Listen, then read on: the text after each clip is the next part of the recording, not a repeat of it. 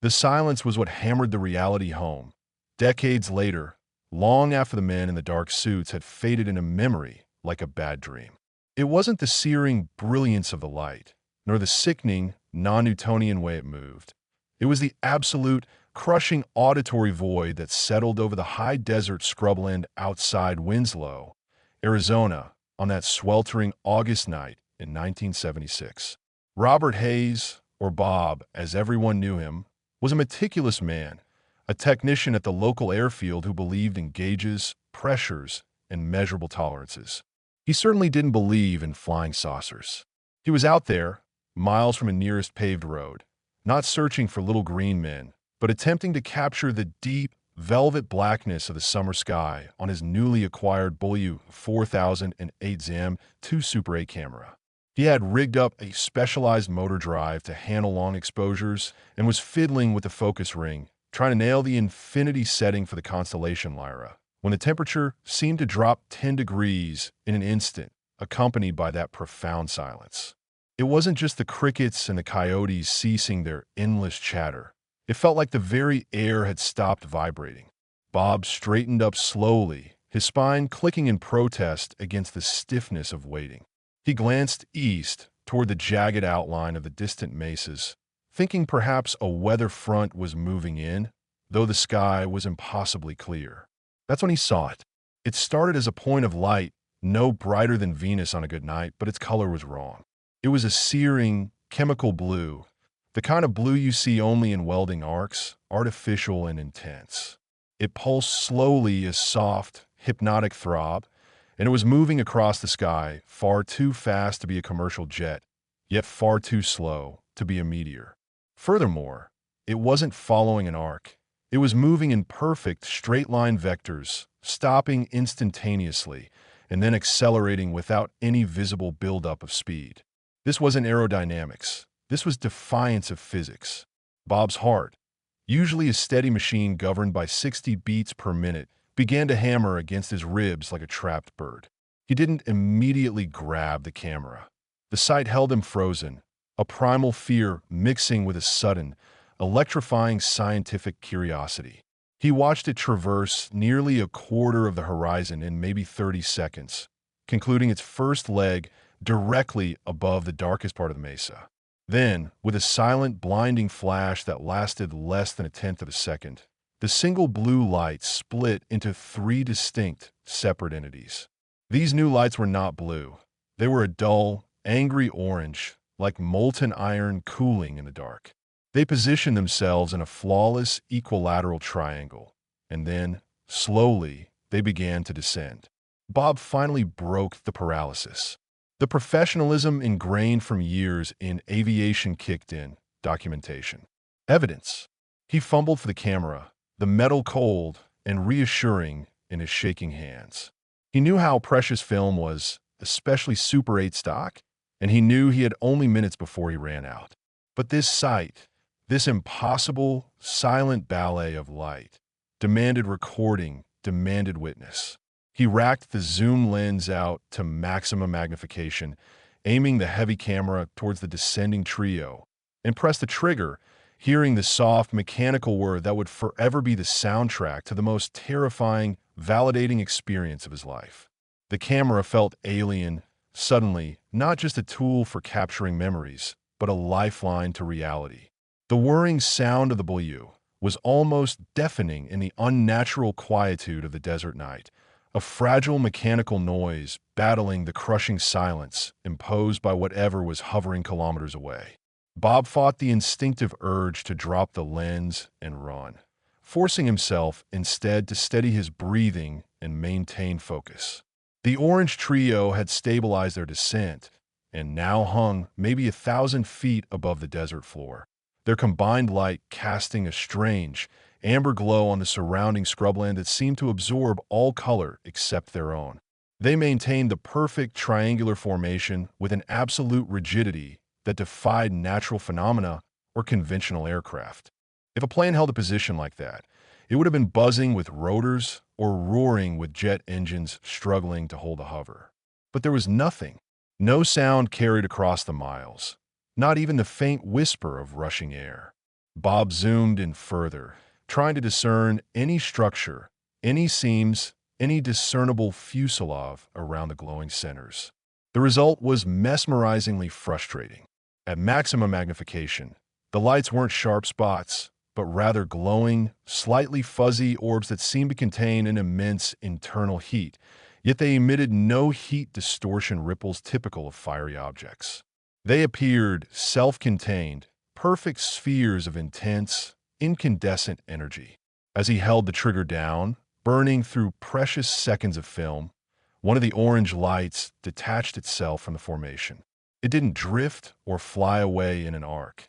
It moved laterally, instantly, covering what Bob estimated to be several hundred meters in the blink of an eye, and took up a new position higher up, forming a new, slightly distorted isosceles triangle. This instantaneous, linear movement was the most terrifying aspect. It confirmed that whatever he was filming was utterly divorced from human engineering knowledge of 1976. This wasn't high-altitude research. This was something fundamentally alien, possessing a mastery over inertia that should have been impossible. He adjusted the light meter reading manually, trying to compensate for the intense glow, hoping desperately that the automatic exposure settings hadn't completely blown out the frames. He consciously moved the camera slowly, panning with the bizarre, shifting formation, ensuring he captured the background elements. The distant mesa outline, the familiar stars, which, unnervingly, seemed dimmer in comparison to the object, to provide undeniable spatial context. Bob realized he had been filming continuously for almost 5 minutes. 5 minutes of Super 8 film, especially at the higher frame rates he was using for smooth motion capture, was a significant chunk of his available stock. He released the trigger momentarily, letting his hand relax, the adrenaline making his fingers tremble violently. He looked up from the viewfinder, using his naked eyes to re-establish the baseline of reality. The lights were still there, still silent, still unnervingly perfect. He felt a deep, chilling conviction, not intellectual, but instinctual, that they knew he was watching. That the shift in formation might have been an intentional display, perhaps even a response to the faint mechanical sound of his camera, carrying impossibly far in the stifling desert quiet. He reloaded the camera, the small click of the fresh film cartridge sliding into place, sounding like a gunshot in the monumental silence, and prepared to record whatever came next, dread mixing with a strange sense of privilege. He was the sole witness, equipped, prepared, and now utterly captivated by a secret unfolding directly above the American Southwest. The realization of the sheer volume of time passing began to press in on him. 30 minutes. Capturing a 30-minute event on motion picture film in 1976 was not a trivial task. It meant swapping cartridges, adjusting focus in the pitch black, and maintaining composure under extreme duress, all while managing the mechanical limitations of the Super 8 format. Bob had brought 3 fully loaded, 50-foot cartridges of Kodak Ektachrome 160. Each cartridge, shot at 18 frames per second, yielded roughly 3 minutes and 20 seconds of continuous footage. To reach the half-hour mark, he would have needed to cycle through nearly 9 cartridges. He had only 3. The pressure of conservation immediately ratcheted up the stress level, forcing him into calculated bursts of recording. He would film for 20 seconds, capturing a specific maneuver or shift in light, then pause, observing the objects manually, waiting for the next demonstrable shift in their behavior before pressing the shutter again. This stop-and-start process, while saving film, heightened his awareness of the object's inherent intelligence. They weren't drifting, they were performing. After the initial separation, the 3 orange spheres began a complex dance that defied any known flight pattern. They maintained the same elevation but moved rapidly around a central, invisible point, tracing intricate, interlocking ellipses. It looked less like flying and more like spheres orbiting a pocket of pure gravitational anomaly. At one point, the light nearest him suddenly flared. It wasn't just brighter, but it shifted spectrum, briefly turning a deep, rich indigo before snapping back to the angry orange. Bob, reacting instantly, burned an entire 20-second sequence capturing this color shift. Knowing that the spectral change was crucial data, he dropped the now empty first cartridge, the plastic slightly warm from the camera's internal friction, and fumbled in his utility bag for the second. His hands were slick with cold sweat, the metal casing of the camera feeling slippery and difficult to manipulate. The fear had transcended the initial shock. It was now a low-grade hum of dread coupled with an almost desperate need to document. He felt like an archaeologist who had stumbled upon the Rosetta Stone, knowing that if he failed to transcribe the symbols, the secret would be lost forever. As the second cartridge began whirring, the lights seemed to acknowledge his dedication. The triangular formation, which had been performing the elliptical dance, suddenly began to ascend again, rapidly regaining altitude until they were just below the level of the brightest stars. They paused there, silent sentinels watching the Earth. Then, the most unbelievable event of the night occurred. The three orange lights began to slowly, deliberately converge. They didn't rush. They merged like drops of mercury, flowing together seamlessly until they reformed into a single, colossal orb of light. This new entity was immense, filling an area of the sky Bob estimated to be wider than the full moon. Its color was no longer blue or orange, but a pulsating white, so pure and blinding it hurt his eyes even through the viewfinder. The energy radiating from it seemed to carry a physical weight, pressing down on the desert air. Bob kept the trigger depressed, sacrificing minutes of the second roll to capture the sheer scale of this merged light. He recorded until the camera clicked empty, signaling the end of the cartridge. He glanced at his wristwatch. Only 17 minutes had elapsed since the first sighting, but the intensity made it feel like hours. He loaded the final cartridge, his fingers shaking so badly he nearly dropped the precious film into the dust. He knew, with terrifying certainty, that this final roll would capture the conclusion, whatever terrifying spectacle that might be, and he was ready for it, camera aimed, heart pounding the cadence of history. The colossal white orb hung motionless for 5 agonizing minutes, a silent judgment suspended over the American desert. It was so impossibly bright that the surrounding landscape, previously cast in soft moonlight and the amber glow of the earlier entities, was now starkly illuminated, shadows sharp and black beneath the mesquite trees. Bob, peering through the viewfinder with his last 3 minutes and 20 seconds of film, felt a profound, almost spiritual awe replace the initial scientific curiosity. This was not a machine. This felt like raw, intelligent energy constrained and displayed for a specific purpose, perhaps for him. During this period of blinding stasis, Bob found himself performing an internal inventory of the night, trying to mentally catalog every single piece of evidence. The lack of sonic boom during the instantaneous maneuvers, the spectral shifts, the deliberate formation changes, and now, this monolithic fusion. He needed the film to prove he hadn't succumbed to heat stroke or desert hallucination. It was this focus on empirical reality that kept the terror at bay. He recited the camera settings under his breath. f/5.6, 24 frames per second. He had upped the frame rate for better motion resolution, 160 ASA film stock. Everything was optimized. He was ready. Then, without warning, the massive white light began to shrink.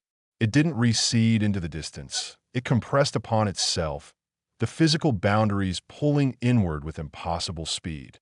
The light intensity grew exponentially as the size decreased, becoming a point source of pure, unbearable brilliance. Bob clammed down on the camera trigger, filming the compression, capturing the last moments of the impossible spectacle. He continued filming as the light transformed, shrinking from a massive orb down to the size of a marble, then to a pinpoint, and finally, with a soft, residual shimmer that left green and purple afterimages burned onto his retina, it vanished. It didn't streak away or wink out. It simply ceased to exist in that location, leaving behind only the return of the background noise. The silence broke like brittle glass. The crickets started chirping tentatively, then loudly. The distant howl of a coyote drifted across the miles. The air temperature seemed to climb back up instantly, replacing the chill with the oppressive August humidity. It was over. Bob held the camera for a full minute, still pointing at the empty patch of sky where the immense light had been, waiting for a recurrence, a final act. Nothing happened. Only the predictable, familiar stars shone back down. He lowered the camera, his arms aching, his neck stiff, and his heart pounding with the residual shock of the event. He checked his watch again. The entire encounter, from the first appearance of the chemical blue light to the final vanishing act, had lasted exactly 31 minutes and 12 seconds. His continuous and calculated intermittent filming had ensured he captured every major phase, utilizing all 3 cartridges almost perfectly. He sat down heavily in the dirt, the dust gritty against his skin, staring up at the empty sky. The cold logic of documentation had protected him while the event unfolded, but now the emotional weight crashed down. He had undeniable proof of something that shouldn't exist, something that invalidated everything he knew about the physics of flight. The film reel in his camera was the most precious and potentially the most dangerous object he had ever possessed. He knew, deep in his gut, that he wasn't just bringing home film. He was bringing home a secret the world wasn't ready to handle, and perhaps a secret that had already chosen him. The journey back to his small, isolated ranch house was a slow, agonizing process. Every shadow seemed suspicious, every distant headlight a potential threat. The mundane act of driving became infused with paranoia. Bob kept glancing in the rearview mirror, convinced that the profound silence and light show he had witnessed was merely the prelude to something far more invasive. He drove slowly, carefully navigating the rutted dirt roads, the Super 8 camera cradled in the passenger seat like a fragile, ticking bomb. It wasn't the device itself he feared, but the knowledge it contained. Back inside the safe, dusty confines of his home, the first thing he did was not call anyone. Not the police, not the Air Force Base 20 miles away, and certainly not the local newspaper, which would have instantly dismissed him as a desert eccentric. His training demanded protocol, secure the evidence. He carefully removed the third, final cartridge, labeled them sequentially with the date and time, and tucked them into a lead-line box he usually used for sensitive photographic chemicals. He didn't want the raw footage exposed to any stray environmental interference, electromagnetic or otherwise. He paced his living room, the quiet atmosphere of the house now feeling oppressive and thin. Sleep was impossible. The searing white light was still imprinted on his vision, and the crushing silence echoed in his ears. He realized that the greatest challenge wouldn't be proving what he saw. It would be surviving the proving process. The year was 1976. Trust in government was frayed, but the fear of institutional reprisal, particularly concerning military secrets and advanced aviation technology, was very real. If this was classified terrestrial technology, he was holding evidence of a massive security breach. If it was truly something alien, the implications were vast and terrifying. He spent the remainder of the night meticulously cleaning his camera equipment, performing a mechanical ritual that calmed his nerves, focusing on tangible reality while his mind raced through the implications of the light show. He desperately needed to see the footage. Super 8 film requires professional processing, and he couldn't risk sending it through the mail or a general processing house. The risk of loss or accidental exposure was too high. He decided he would drive the films himself, several hundred miles, to a specialized laboratory in Los Angeles known for handling sensitive independent documentary work. The paranoia deepened when he finally checked his radio equipment. Bob had a sophisticated amateur radio setup, which he had deliberately left turned off during the event to avoid distracting noises. Turning it on now, he found the entire short-wave band choked with static, a dense, low-frequency hum he couldn't tune out. He tested the CB radio in his truck, similar, low-level interference. Was this residual electromagnetic energy from the craft, or was it localized interference designed to discourage reporting? He couldn't shake the feeling that as soon as the lights vanished, Bob Hayes, had been cataloged, identified, and potentially placed under surveillance. Every instinct screamed caution. He needed external validation for his sanity, but the mechanism for validation, the film, was also the biggest threat to his security. The weight of that contradiction was crushing. He sat down at his kitchen table, the sunrise painting the desert mountains pink, and poured a cup of cold coffee. He had filmed undeniable proof of the impossible for 30 minutes. What was the cost of revealing such a profound truth? Was sanity better preserved through silence? Or did the world have a right to know what was silently traversing the dark skies of America? This is the core conflict that tears at witnesses like Bob Hayes. If you had definitive, physical evidence that would overturn decades of scientific certainty, but revealing it risked everything you held dear, your reputation, your career, perhaps even your safety, what choice would you make? Share your thoughts below about whether the burden of proof outweighs the imperative of self-preservation, especially when dealing with secrets this fundamental. The drive to Los Angeles was a study in self-control. Bob dressed in clothes that made him look like any other traveling technician, neat, inconspicuous, and carrying a standard briefcase, which contained the 3 precious cartridges wrapped in archival foil. He drove conservatively, never exceeding the speed limit, avoiding eye contact at gas stations, and paying in cash for everything. He felt the phantom pressure of eyes watching him from high angles, a persistent, chilling sensation that refused to dissipate. Upon arriving at the small, specialized lab in Burbank, he used an assumed name, Robert Clark, and presented the films as material for a unique, highly experimental nature documentary he was producing on nocturnal desert phenomena. He paid the exorbitant rush fee, demanding absolute discretion and a direct handover, refusing to allow the processed film to be mailed. The technician, a young man with thick glasses and ink-stained fingers, looked at the high ASA rating and the professional quality of the cartridges, nodded professionally, and gave Bob a receipt and a guarantee for turnaround in 48 hours. The waiting period was torture. Bob checked into a cheap motel far from the coast, avoiding tourist areas and sticking to the anonymity of the sprawling urban landscape. He couldn't distract himself. He played the night's events over and over in his head, comparing his memory to the empirical evidence he hoped the film would provide. He focused on the details, the chemical blue color, the molten orange, the pure, compressing white. If the film validated these impossible colors and movements, then his sanity was intact and the world had changed. If the film came back blank or showed only flickering stars, then he truly was having a psychological breakdown triggered by the desert solitude. But he had felt the fear, the cold drop in temperature, the unnatural silence. Those were physical realities, not hallucinations. The film held the final answer.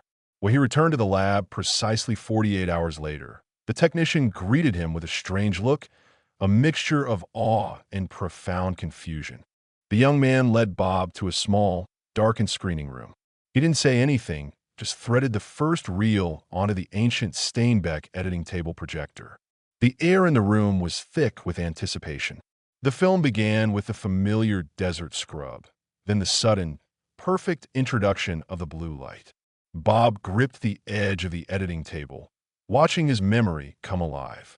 The quality was superb. The Beaulieu, combined with Bob's steady hand, had captured the object in sharp focus. When the blue light split into the 3 perfect orange spheres, the technician audibly gasped, his previous professional detachment evaporating. The film showed, beyond any doubt, the impossible, non-inertial movement, the instantaneous stops and starts, the way the light simply relocated without apparent velocity. The color saturation held up beautifully. The orange glow was vivid and unmistakable. They watched the entire first cartridge, then the second, which detailed the complex elliptical dance and the flash of indigo. The image clarity was so high that Bob could almost make out texture on the surface of the orbs, a slightly mottled, metallic look beneath the incandescence. The crucial third reel, detailing the colossal white merge and the final compression, confirmed the sheer scale of the phenomenon. When the final frame clicked to black, the technician slowly turned to Bob, his eyes wide and stunned. "Mr. Clark," he whispered, his voice trembling slightly. I don't know what that is. It defies everything. I've developed footage for Hollywood blockbusters, but this is genuine. This is not special effects." Bob felt a wave of dizzying relief. He wasn't crazy.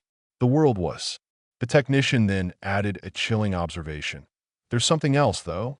Right at the end of the third reel, in the last 15 seconds after the light vanished, there are frames that they don't look right. Almost like interference. It was on the negative when I processed it, but it appears on the positive print." The interference the technician mentioned was subtle but deeply unsettling. They ran the final seconds of the third reel multiple times. After the blinding white light compressed and vanished, leaving only the return of the background stars, the image quality abruptly degraded. It wasn't standard film grain or chemical damage. It was a rhythmic, almost strobing pattern of static overlaying the visual field, specifically centered in the area where the object had been. Furthermore, a low-frequency audio tone, inaudible during the rest of the silent film, suddenly spiked on the magnetic soundtrack stripe running along the edge of the Super 8 film. It sounded like a deep, persistent hum, a resonant frequency that seemed to vibrate the floor of the screening room itself. Bob, examining the frames closely, felt a cold dread crawl up his neck. This was more than just electromagnetic residue. It felt deliberate, almost like a signature. He realized that during the minute he had stood paralyzed, holding the camera on the empty sky, something had been broadcast or recorded onto his physical medium. It was a digital ghost on an analog format, an impossibility in 1976. He demanded 2 high-quality copies immediately, stressing the urgency and offering double payment. The technician, still visibly shaken by the content, complied without argument. Bob waited another agonizing 4 hours while the copies were run, ensuring that the original print and a negative were returned to him, along with 2 identical positive copies. He left the lab, feeling simultaneously validated and utterly exposed.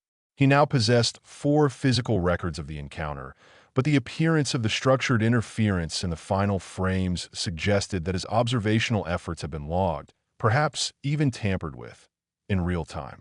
He knew he couldn't return directly to Winslow. The evidence was too hot.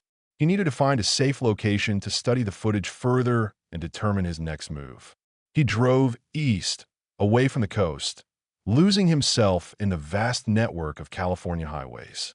He spent the next 3 days in a succession of dusty, small-town libraries and laundromats, analyzing the footage on a small, portable projector he had purchased. He studied the rhythmic static. It wasn't random noise. When played back repeatedly, he noticed that the pulses of interference correlated perfectly with the rise and fall of the low-frequency hum on the soundtrack. It appeared to be encoded, a burst of non-visual information imprinted onto the very fabric of the film stock. It confirmed his deepest paranoia. The entity, or whatever commanded it, knew it was being filmed and left behind a technological marker. This wasn't merely a passive sighting. It was an interaction. On the 4th day, the first subtle sign that his anonymity was compromised appeared. He was at a diner near Barstow, reviewing a stack of scientific journals, when a newspaper article caught his eye, buried deep in the regional section. A small, almost innocuous piece about an electrical fault causing minor localized power disruptions near Winslow, Arizona, roughly matching the date of his sighting. The article was bland, but the specifics, the unusual timing and location, struck him as too coincidental. He paid the check, his appetite gone, and rushed back to his motel room. That evening, the phone rang. Bob hadn't given the motel number to anyone. He let it ring 6 times before cautiously picking up the receiver. There was no greeting, just a low, static-laden hum, immediately recognizable as the exact frequency recorded on the end of his 3rd film reel. After 3 seconds of the hum, a cold, uninflected male voice spoke, without preamble. "The desert is vast, Mr. Hayes, but the secrets it keeps are fragile. It would be wise to allow them to remain buried." The line clicked dead. The fear was immediate, visceral, and overwhelming. They knew his name. They knew where he was. They had accessed his communications. The game was over. He was no longer the meticulous observer, but the terrified observed. The threat was not empty. It was a calibrated demonstration of capability. Knowing his name and location immediately meant his initial assumption of anonymity was fatally flawed, and that whatever agency, terrestrial or otherwise, was involved had operational superiority. The cold, modulated voice, the use of the distinctive electromagnetic signature as an audible warning. It was psychological warfare executed with chilling precision.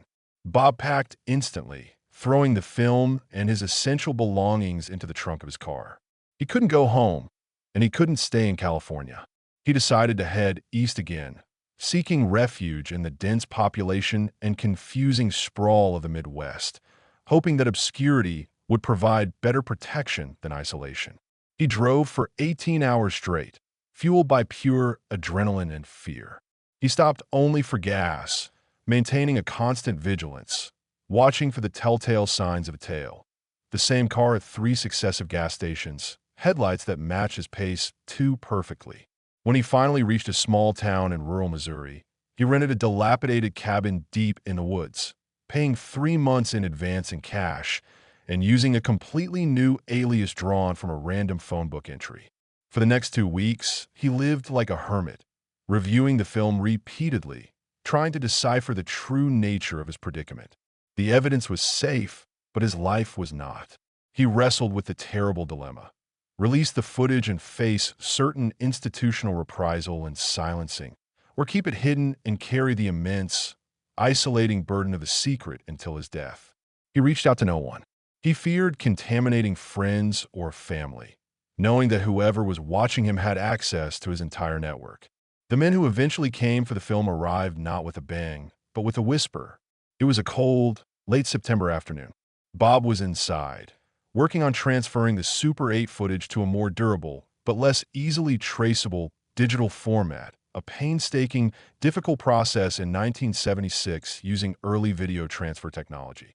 He heard the sound of a heavy sedan pulling up the muddy driveway, followed by the quiet closing of 2 car doors. There was no knock. The doors simply opened. 2 men stood in the doorway. They were dressed in impeccable, charcoal gray suits that looked utterly out of place in the rustic Missouri woods. They were neither aggressive nor overtly threatening.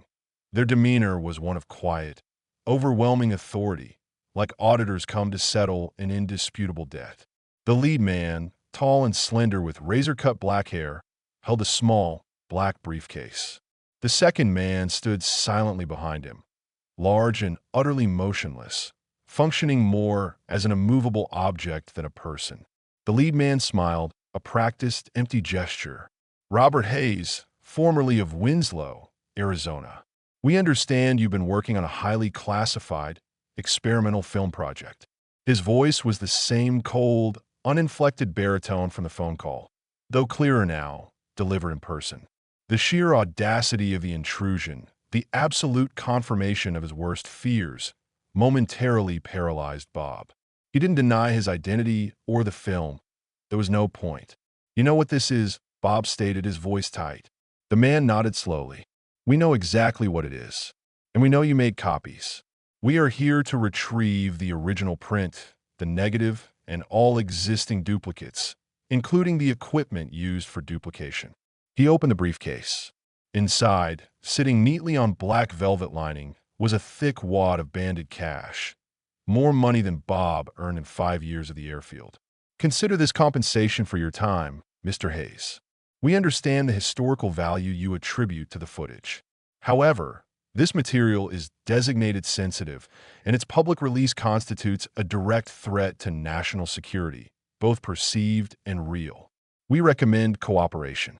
It simplifies the transition for all parties involved." The exchange was brief, chilling, and entirely devoid of emotional leverage, which made it all the more terrifying. The men weren't appealing to patriotism or threatening physical violence explicitly. They were simply presenting an undeniable reality. The film belonged to them.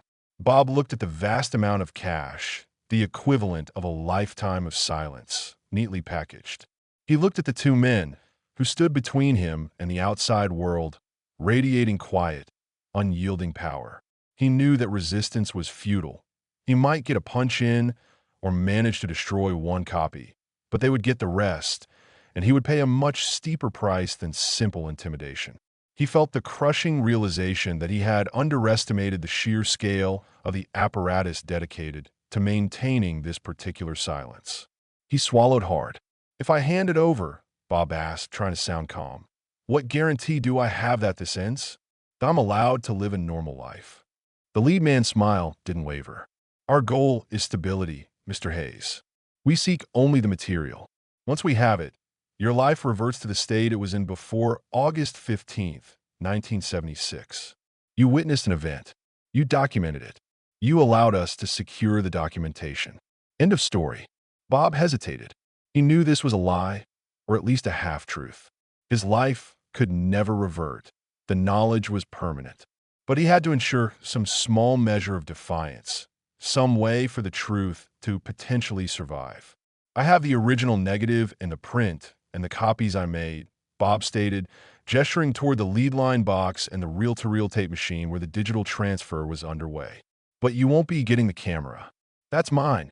The lead man considered this, his eyes flicking momentarily to the silent second man, who gave an imperceptible nod. "The camera is irrelevant. The sensitive material resides only on the chemical medium. We accept those terms." Bob went to the box and retrieved the original film. The exchange was clinically fast. He handed over the negative, the original print, and the two physical copies. The man checked the labels, verified the contents, and placed them into the briefcase. He then turned to the half-finished digital transfer on the video deck. "And the electronic copies?" Bob pointed to the reels. The man retrieved them and calmly erased the entire content using a powerful handheld degaussing magnet he pulled from his suit pocket, watching as the magnetic tape rendered itself useless with a low, satisfying whine. Bob felt a profound sense of loss, watching 31 minutes of undeniable truth vanish into electronic oblivion. He had fought the good fight, but the forces of secrecy were simply too powerful. After securing the physical and electronic evidence, the lead man handed Bob the briefcase full of cash. "We wish you well, Mr. Hayes. Do not try to replicate the lost material from memory or pursue this subject further. We are excellent at our job, which is keeping the status quo stable." With that, the two men turned and left as quietly as they arrived, the heavy sedan pulling away, leaving only the sound of the wind through the pines. Bob was left alone in the cabin, shaking, immensely wealthy, and utterly empty.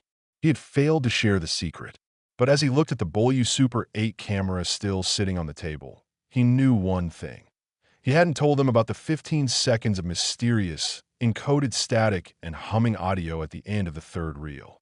He had excised those frames from the copies before they arrived, and now, that small, physical strip of film, the technological signature of the entity itself, was hidden beneath the floorboards, the only surviving remnant of the impossible night in 1976. The years following the enforced silence were characterized by a profound sense of surveillance and psychological isolation. Bob used the large settlement money wisely, buying a small, anonymous house hundreds of miles from his former life, securing a low-profile technical job that required minimal interaction, and fundamentally restructuring his life around the principle of blending into the background. He became a ghost in his own life. The men in suits never returned physically, but Bob lived every day with the invisible weight of their presence. He assumed his communications were monitored, his activities logged, and his associations scrutinized. The chilling effectiveness of their operation had shattered his trust in the predictable nature of the world. Yet, the memory of the encounter, validated by the film he had briefly held, remained intensely vivid. He carried the burden of the secret like a physical scar. The only thing that brought him any measure of solace, or perhaps renewed his sense of purpose, was the tiny strip of film he had saved, the artifact. It was a mere 2 feet of Super 8 stock, carefully cut from the original print, containing the end frames of the encounter and, crucially, the 15 seconds of rhythmic static and the low-frequency hum. He never showed it to anyone. He never attempted to analyze the encoding, fearing that any attempt to reverse engineer the signal would instantly alert those who had silenced him. He kept it hidden in a specially fabricated compartment inside the very Beaulieu camera that had captured the impossible images. The camera itself, a relic of 1976 technology, became a secular reliquary, a reminder that the truth, however brief, had existed. Bob Hayes watched the decade turn to the 1980s, then the 1990s, seeing the world of ufology drift into sensationalism and fantasy, always knowing the concrete, terrifying reality that lay beneath the cultural noise. The memory of the lights, the orange spheres merging into the colossal white orb, was often a source of quiet awe, mixed with the dread of having been chosen as a witness. He would sometimes sit alone in his small workshop, holding the heavy Super 8 camera, running his finger over the cold metal casing. He thought about the men in the suits and the cold, unfeeling apparatus they represented. He concluded they were neither heroes nor villains, but custodians of an uncomfortable, unstable reality that humanity was apparently deemed too fragile to face. His decision to preserve the final frames was driven not by the desire for public acclaim, but by the necessity of preserving a technological fingerprint. If the same pattern of encoded static ever reappeared in another major UFO case, then he would know that the phenomenon was consistent, perhaps even systemic, operating on a defined, repeatable technological basis. This was his private, silent mission to wait for confirmation.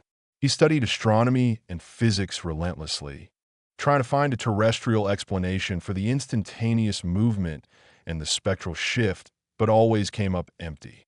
He read every official debunking and every wild-eyed contactee claim, searching for threads of consistency that aligned with his own empirical data.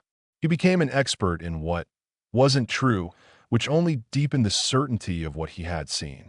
The years turned into decades, and the vivid, traumatic memory settled into a dull, constant ache. He was permanently marked, an unwilling member of a secret fraternity of silence. His life was defined by what he could not say, and the heavy metal camera, tucked away in his closet, was the only physical proof that the most incredible night of the 20th century had actually happened in the quiet, dusty expanse of the Arizona desert.